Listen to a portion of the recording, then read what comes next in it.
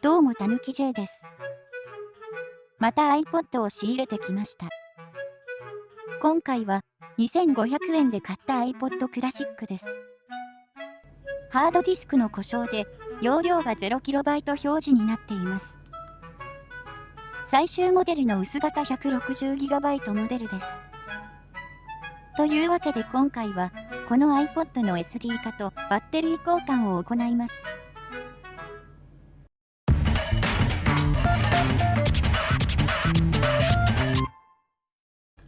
ヘラをたくさん用意します。iPod クラシックの分解はパワープレイです。ヘラで爪を外しつつゴリゴリと持ち上げていきます。筐体右下の爪が素直に外れた試しがない。ハウジングを曲げる勢いでヘラを起こします。というか実際歪んでます。爪がちゃんと外れてないですね。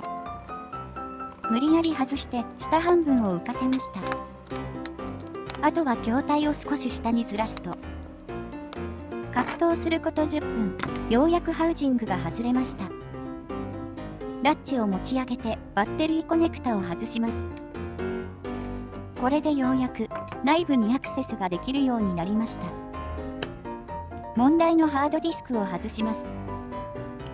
ラッチを起こしてジフケーブルを抜きます。中身は東芝製でした。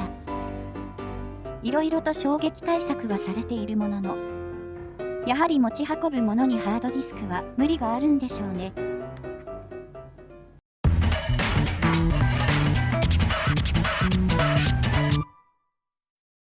いろいろ買ってきました。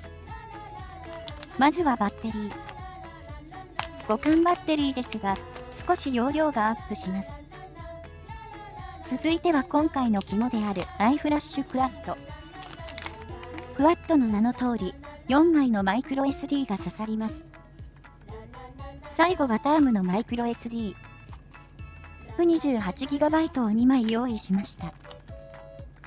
そこまで多くの曲を入れるつもりもないので 256GB で十分です。早速作業に移ります。まずはバッテリー交換から。他のケーブルに注意しつつ、バッテリーの接着を剥がします。新旧バッテリーを比べてみます。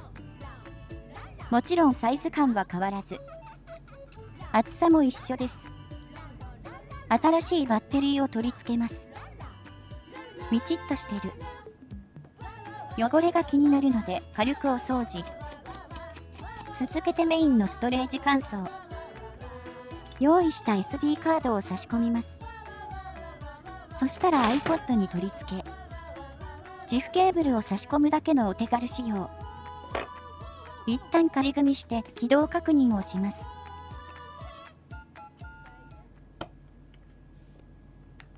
無事起動しました。iTunes でリカバリをしてきました。早速容量を確認します。無事に 256GB で認識しています。動作に問題がなかったので組み上げます。iFlash がガタつかないようにクッションテープを貼り付けます。申し訳程度にポリイミドテープも貼っておきます。あとはバッテリー端子を取り付け、外装の爪を閉じていきます。